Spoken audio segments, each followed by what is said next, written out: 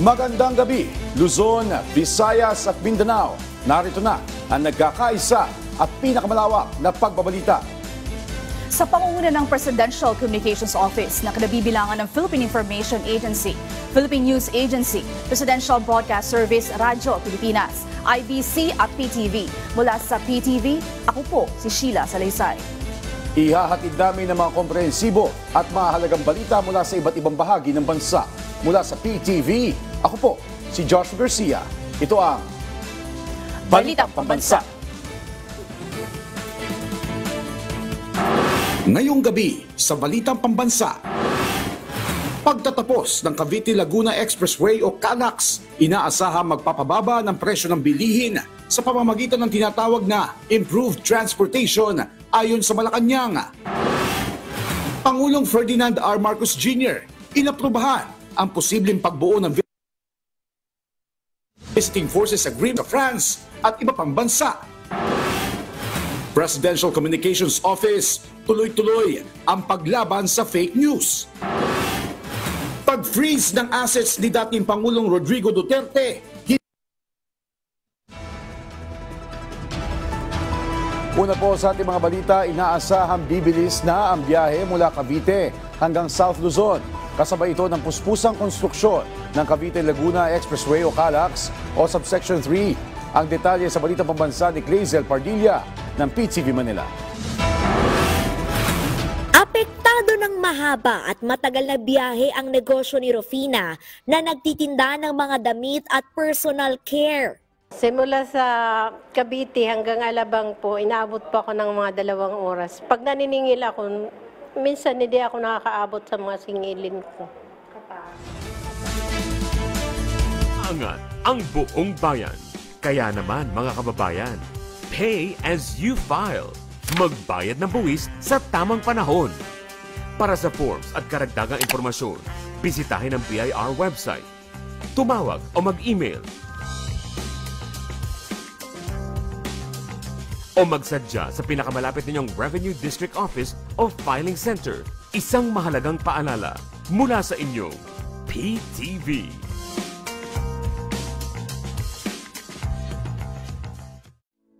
Pagkakataon nyo ng maglingkod para sa bayan. Inaanyayahan namin ang lahat ng mga individual na may talento at dedikasyon na mag-apply sa aming mga bukas na posisyon. Para sa aming provincial networks sa PTV Legazpi, PTV Ilocos Norte at PTV Cotabato. Administrative and Sales Assistant. Ipadala ang iyong resume sa hireme@ptni.gov.ph.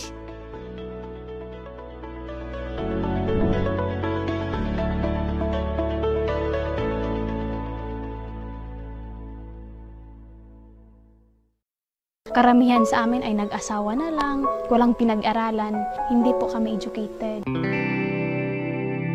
Bakit ipinanganak ako na IP ako na parang walang mga opportunity na para sa amin?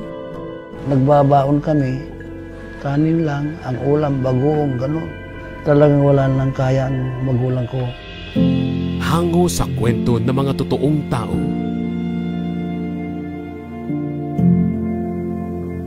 Tahanan ng mga award-winning documentaries.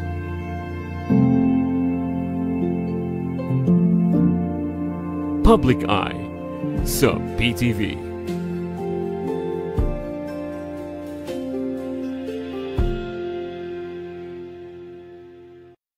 Disaster Watch. Mga paalala pagkatapos ng lindol. Suriin ang iyong sarili at mga kasama kung may tinamong pinsala. Magbigay ng paunang lunas kung kailangan. Unahin ang mga pangangailangan ng mga matatanda, buntis, may kapansanan at mga bata. Kung nasa tabing dagat at may banta ng tsunami, agad na lumikas papunta sa ligtas at mataas na lugar. Suriin kung may natapong nakalalasong kemikal at mga bagay na maaaring pagmula ng sunog. Huwag bumalik sa loob ng gusali hanggat walang abiso na ligtas na ito. Sa panahon ng sakuna, dapat laging listo.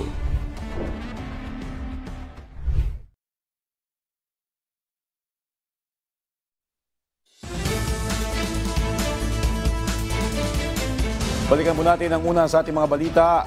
inaasahang bibilis na ang biyahe mula Cavite hanggang South Luzon. Kasabay ito ng puspusang konstruksyon ng Cavite-Laguna Expressway o CALAX. Ang detalye sa Balitang Pambansa ni Clazel Pardilla ng PTV Manila. Apektado ng mahaba at matagal na biyahe ang negosyo ni Rufina na nagtitinda ng mga damit at personal care.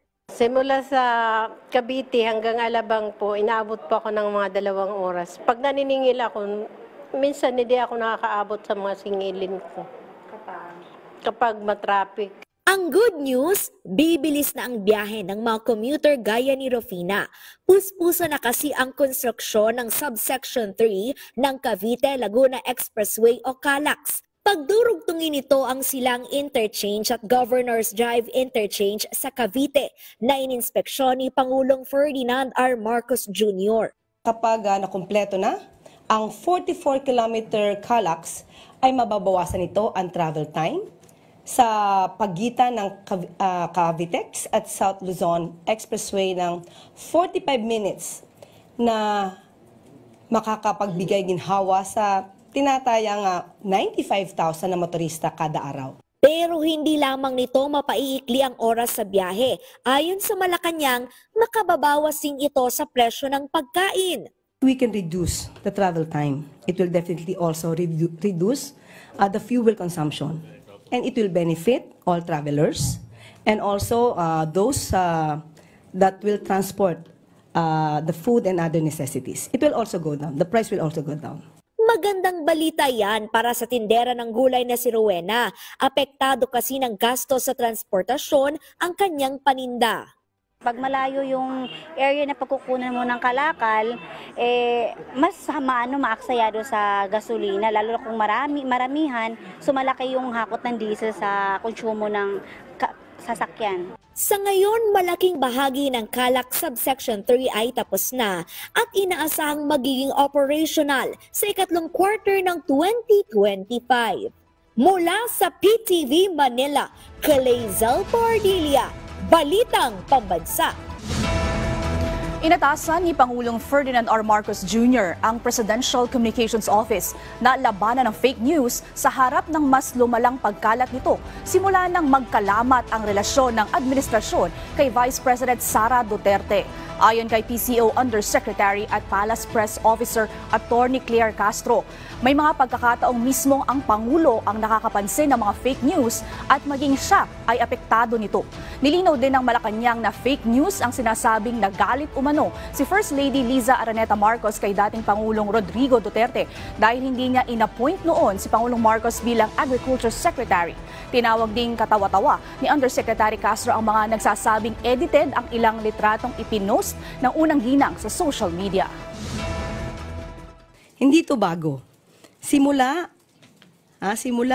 nang hindi naging maayos ang pagtingin ni VP Sara sa pamilya Marcos, nag-start na po ang fake news. Tiniyak ng Department of Justice na walang kawala sa batas ang mga nasa likod ng pagkakalat ng fake news hinggil sa pamahalaan. Ayon kay Justice Secretary Jesus Crispin Remulla, kahit pa wala sa Pilipinas ang fake news spreaders, kaya nila itong habulin. Git pa ni Remulla, hindi nila hahayaang magpatuloy ang paglaganap ng fake news lalo na sa social media dahil posibleng magdulot ito ng kalituhan sa publiko. Aminado naman ang National Bureau of Investigation na mas magiging mahirap kung ang nagpapakalat ng fake news ay citizen ng ibang bansa at wala sa Pilipinas. Pero kung ito naman ay Pilipino, kahit pa nasa ibang bansa, pwede nila itong habulin sa tulong ng International Police Crime Organization o Interpol. Sa ngayon, may 20 individual nang iniimbestigahan ng NBI at sinisilip din nila ang posibilidad na may nagpopondo sa kanila. We have already list nitong vloggers na ito na nagpapakalat ng fake news. Hindi bababa sa 20. Tinitingnan namin bakit dumadami, bakit parang iisa ang tema nila, no? Ganon, sumasakay sa kaguluhan ng ating political atmosphere. Hindi dapat mangyari. Magugulo ang ating bayan, malilito ang ating mga mamamayan. Nilinaw ng Malacanang na wala pang planong bumalik ang Pilipinas sa International Criminal Court. Ayon kay Palace Press Officer Undersecretary Claire Castro, hindi pa napag-uusapan ang paksang ito. Iginit din ni Castro na walang commitment ang Administrasyong Marcos sa ICC. Kaugnay ito sa pagpapalabas umano ng freeze order sa mga ari-arian ni dating Pangulong Rodrigo Duterte na nahaharap sa kasong Crimes Against Humanity sa ICC. Binigyan diin ng palasyo na walang jurisdiksyon ang ICC sa Pilipinas, kaya't hindi isinasama sa kanilang mga plano ang mga hakbang ng ICC. Yung huli po natin nakausap ang Pangulo, tinanong po natin yan ng personal at siya'y ngumiti lamang at sasabihin ko daw dapat na wala pa talaga na pag-uusapan patungkol doon. When it comes to the alleged incoming freeze order to be issued by the ICC, there is no commitment on our part, on the part of the administration, if we will comply with any order issued by the ICC, considering that the ICC as of the moment has no jurisdiction over the Philippines. Simula bukas March 26, extended na ng 30 minuto ang operasyon ng Light Rail Transit o Line 1 o LRT1 ayon sa Light Rail Manila Corporation na LRMC. Nauna rito ang anunsyo ng Metro Rail Transit Line 3 o MRT3 na dagdag 1 oras sa kanilang operasyon simula kahapon. Ayon sa LRMC, aalis ang huling tren sa Dr. Santos Station ng 10:30 p.m. mula sa dating 10 p.m. ng gabi. Aalis naman mula sa San Fernando o sa Fernando Post Junior Station ang huling tren ng 10:45 p.m. mula sa dating 10:15 ng gabi. Matatanda ang ipinagutos ni Department of Transportation Secretary Vince Dizon sa pamunuan ng MRT3 na i-extend ang operasyon ng mga tren. Ikinalugod ng Armed Forces of the Philippines ang ulat na posibleng mag-deploy ang US Indo-Pacific Command ng isa pang Typhoon missile system sa Pilipinas. Wala pang kumpirmasyon dito ang AFP, pero kung magkataon, magiging ikalawang Typhoon missile system ito sa bansa. Noong nakaraang taon, dumating sa bansa ang unang Typhoon missile system na ginamit sa iba't ibang pagsasanay. Dati na itong inalmahan ng China kung saan umapila pa silang alisin na ito. Pero para sa AFP, pagkakataon ito para pagbutihin pa ang kakayahan ng kanilang hanay, lalo't isa ito sa mga kagamitang planong bilhin ng Pilipinas. Sumagot ang Malacanang kay Senador Ronald De La Rosa matapos ang ulat na binawian ito ng security detail. Ayon sa Malacanang, hindi alam kung nasaan ngayon si Senator De La Rosa, kaya hindi ito mabigyan ng seguridad. Tinawag naman ng Philippine National Police na fake news ang balitang inalis ang security detail ni De La Rosa. Sa ngayon, abala si De La Rosa sa pangangampanya kahit may posibleng warrant of arrest mula sa International Criminal Court laban sa kanya. Bayan, wag po kayong bibitiw at magbabalik pa ang Balitang Pambansa.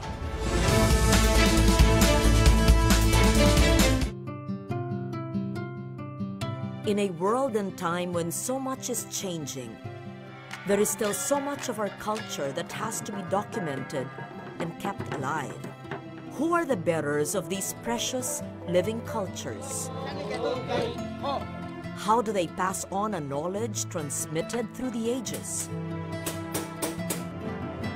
What they represent has survived colonization, conflict, marginalization, and yet they persist. Sila ang sisidlan, the living vessels that store Dayaw, our knowledge, our pride. Dayaw, a celebration of Filipino culture and heritage with Senator Loren Ligarda. Only on Your People's Television. From the realms of history and the arts to the latest in science and technology, Stories from the Grid brings you the very best of Voice of America's groundbreaking programs. The Inside Story, VOA Connect, and USA Global Media Direct. With every story shared, we foster understanding across different cultures and perspectives. Be inspired by voices from around the globe. Stories from the Grid. Only here on Your People's Television.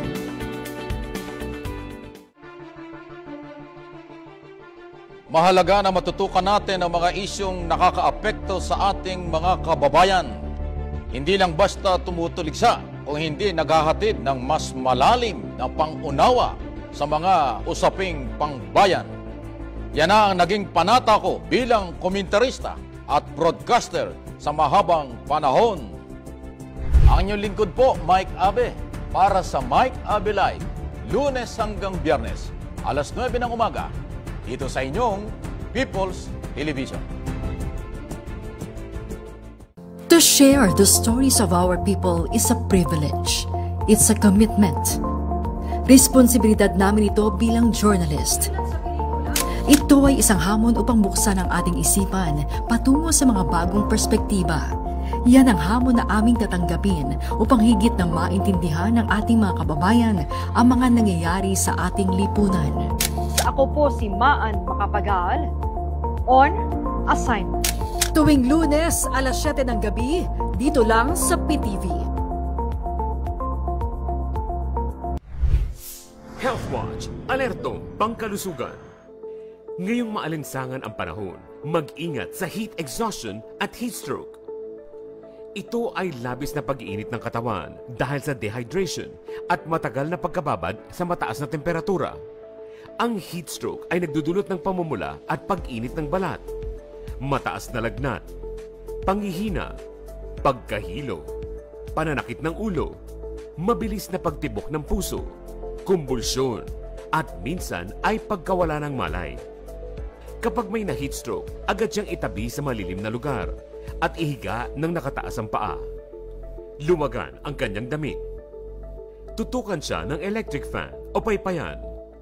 Lagyan ng cold compress ang kanyang leeg, kilikili, tiyan, pulso, at singit.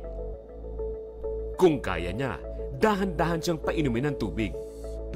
Kapag ang biktima ay walang malay, bigyan siya ng cardiopulmonary resuscitation o CPR at dalhin agad sa pinakamalapit na ospital. Tandaan, sa panahon ng sakit, dapat laging listo.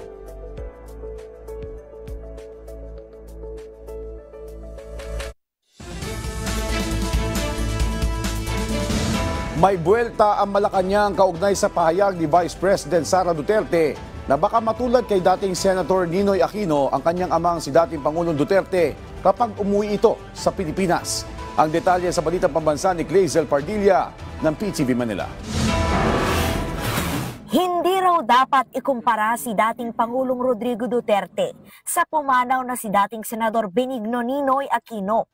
Iyan ang sagot ng Malacanang kaugnay sa pahayag ni Vice President Sara Duterte na nagbabala sa kanyang ama na baka umano matulad sa sinapit ng dating mambabatas sakaling makauwi ng Pilipinas. Napakalayo pong ipakumpara ang sarili o ikumpara ang dating Pangulong Duterte kay Ninoy Aquino na hindi nagkaroon ng anumang record ng mass murder. Mismong si dating Pangulong Duterte anya ang nagkumpara sa kanyang sarili kay Adolf Hitler, pinuno ng Nazi Germany na itinuturong responsable sa pagsisimula ng ikalawang pandaigdigang digmaan na nagresulta ng pagkamatay ng milyong-milyong tao.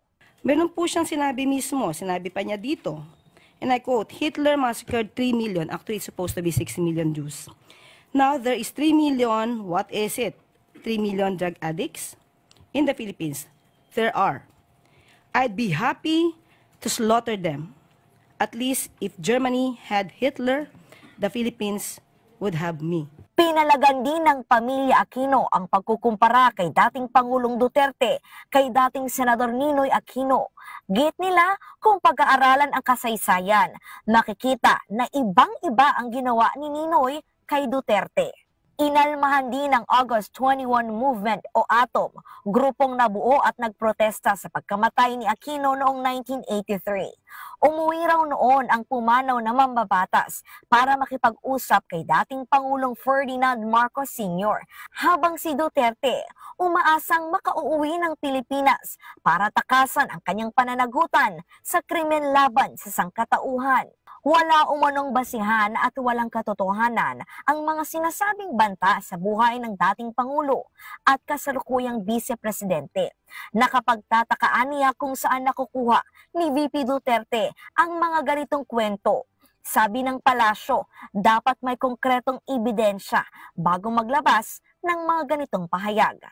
So saan lamang po ito nakukuha? Kailangan po natin kasi ng mga materyales, ng mga ebidensya bago po magsagawa ng ganitong mga klaseng statements. Wala pong katotohanan yan. Mula sa PTV Manila, Caleza Pordilia, Balitang Pambansa. Lumabag sa batas ang isang grupo ng mga supporter ni dating Pangulong Rodrigo Duterte sa Australia matapos baguhin ang itsura ng Philippine flag. Ayon sa National Historical Commission of the Philippines, nilabag nito ang Republic Act 8491 o ang Flag and Heraldic Code of the Philippines. Nakasaad sa batas na ipinagbabawal na magdagdag ng anumang salita, larawan, design, drawing, advertisement o imprint sa watawat ng Pilipinas. Mas lalo pang matututukan ng mga pulis ang peace and order sa Western Visayas dahil sa bago nitong kagamitan. Ang detalye sa Balitang Pambansa ni Janelle Baclay ng Radyo Pilipinas, Iloilo. Sabay-sabay na bumusina ang mga pulis na yan sakay ng mga bagong biling motorsiklo para sa Police Regional Office 6 sa Camp Delgado sa Iloilo City. Ilan lamang yan sa mga natanggap na bagong kagamitan ng PRO6 para matiyak ang kaligtasan ng publiko sa Western Visayas. Gagamitin nila yan para paigtingin ang anti-crime response, police visibility at mas pinalakas na peace and order sa rehiyon. Bukod sa 10 units ng bagong motorsiklo sa kada provincial police unit sa rehiyon, itinurn over din sa kanila ang 300 assault rifles, 7 units ng generators at mahigit 1,000 life vest. Nagbigay rin ng handheld radio, rubber tires at raincoat sa mga City Mobile Force Battalion at Provincial Police Offices sa rehiyon.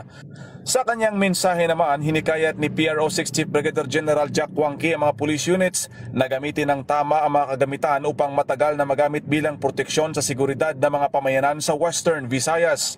Malaking tulong din ang mga bagong kagamitan ng PRO6 para matiyak na magiging payapa at maayos ang darating na hatol ng bayan 2025. Mula Iloilo para sa Bagong Pilipinas, Janelle Baclay para sa Balitang Pambansa. Hindi lang ayuda ang itinuturing ngayong biyaya ng indigenous people sa Albay. Maging ang mga itinanim nilang kalamansi, pwede rin nilang pagkakitaan. Yan ang Balitang Pambansa ni Gary Carillo ng Radyo Pilipinas Albay. Malaki ang pasasalamat ng mga miyembro ng Huruan Indigenous Cultural Community sa pamahalaan sa Albay.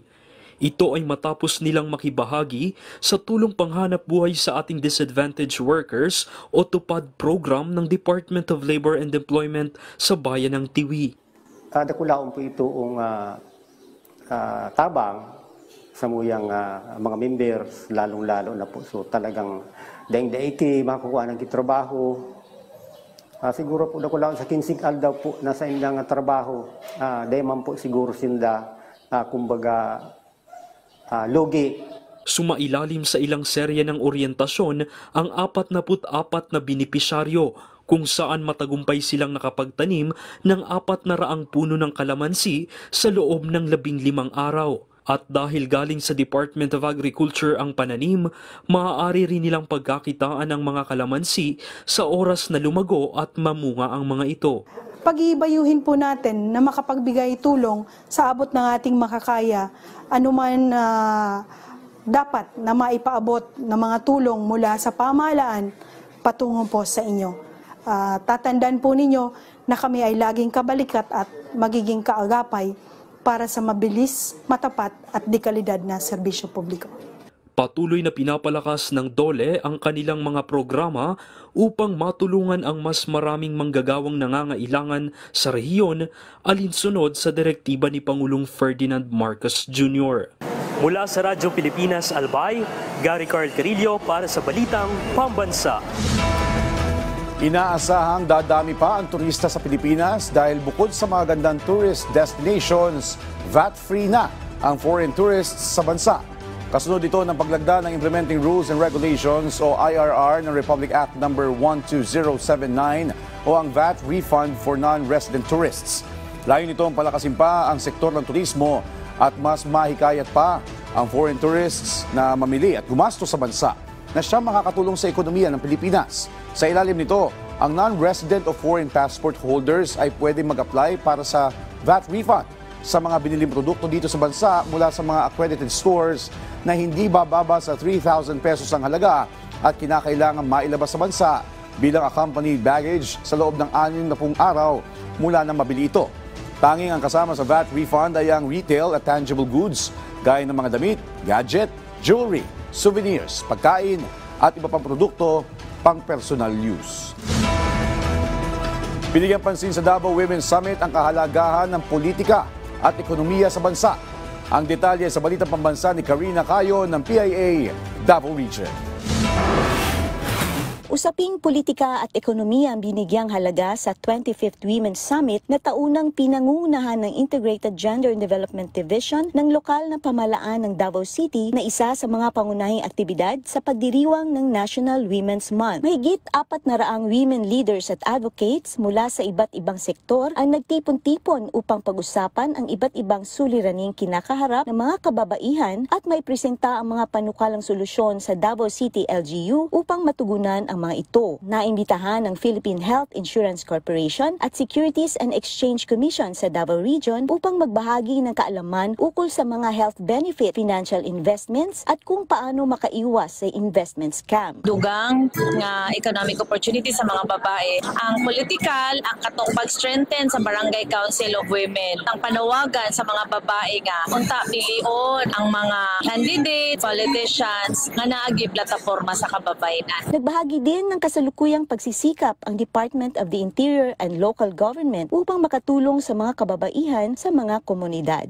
Other concerns nga dapat namo tanawon no sa mga MLGOs kung unsa gyud ang ilahang mga present nga mga concerns related sa women, aduna mi corresponding intervention nga mahatag dito sa ila depende sa need no sa matag LG. Mula sa PIA Davao Region, Karina Cayon para sa Balitang Pambansa. Nagkaloob ng IT equipment sa mga paaralang may special education sa Odyongan ang DOST, STII at BPI Foundation. Ang detalye sa Balitang Pambansa ni Paul Jason Foss ng PIA Mimaropa. Pinangunahan ng DOST, Science and Technology Information Institute, DOST Mimaropa at ng BPI Foundation ang turnover ceremony ng mga IT equipment para sa mga paaralang may Special Needs Education o SNED sa Odyongan, Romblon. Kabilang sa mga benepisyaryo ang Odyongan North Central Elementary School, Odyongan South Central Elementary School at ang Odyongan National High School. Ang mga donasyong kagamitan ay bahagi ng Starbucks program ng DOST STII, isang digital library na naglalaman ng STEM resources para sa mga paaralang may limitadong internet access. Ayon kay DOST Romblon Provincial Director Marcelina Cervantes, nagsimula ang inisyatibang ito sa maliit na pondo, ngunit lumawak sa tulong ng DOST STII at BPI Foundation. Looking forward sa paggamit natin ng Starbucks para mas ma-inspire kayo na pumunta kayo sa larangan na maging future engineer, na maging kayong future researchers, na maging kayong future scientists. Nagpahayag naman ng pasasalamat si Reynante Lorenzo, principal ng Odyongan North Central Elementary School. Talagang very educational, tapos yung marami siyang maitutulong in education. So yun, saka yung manipulation ng mga bata ay talagang may enhance talaga. Sa patuloy na pagpapalawak ng Starbucks program, mas marami pang mga paaralan sa buong bansa ang magkakaroon ng access sa makabagong learning resources, lalo na sa mga liblib na lugar. Mula sa Philippine Information Agency Mimaropa, Paul Jason Foss, Balitang Pambansa. At dyan po nagtatapos ang 30 minutong ulat sa bawat sulok ng bansa. Samahan nyo kami muli mamayang alas 9:30 ng gabi para sa updated at pinalakas pang balitaan mula sa PTV. Ako po, si Joshua Garcia. Ito ang pinalawak na puwersa sa pangunguna ng Presidential Communications Office, kabilang ang Philippine Information Agency, Philippine News Agency, Presidential Broadcast Service, Radyo Pilipinas, IBC at PTV. Mula sa PTV, ako naman po si Sheila Salaysay. Hatid sa inyo ang komprehensibong paghimay sa mahalagang usapin dito lang sa Balitang Pambansa.